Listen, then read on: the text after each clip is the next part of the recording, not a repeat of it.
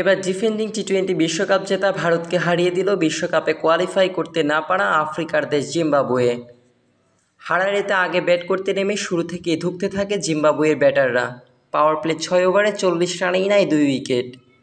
প্রথম 50 আসে 46 বলে, অর্থাৎ দলীয় অর্ধশতক আসতে সময় লাগে 7.4 ওভার। জিম্বাবুয়ের পক্ষে ওয়েসলি 21, ব্রিয়ান 22, মায়ার্স 23, মাদানি 29 আর অধিনায়ক সিকান্দার রাজা করেন 17 রান।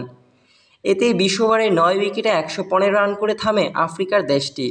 রবি বিষ্ণয় 4টি আর ওয়াশিংটন সুন্দর নেন 2টি উইকেট। 116 রানের জবাব দিতে নেমে পাওয়ার প্লেতেই 4 উইকেট নেয় টিম ইন্ডিয়ার। দলীয় প্রথম অর্ধশতক পূর্ণ হয় 10.4 ওভারে, অর্থাৎ প্রথম 50 করতে বল খেলতে হয় 64টি।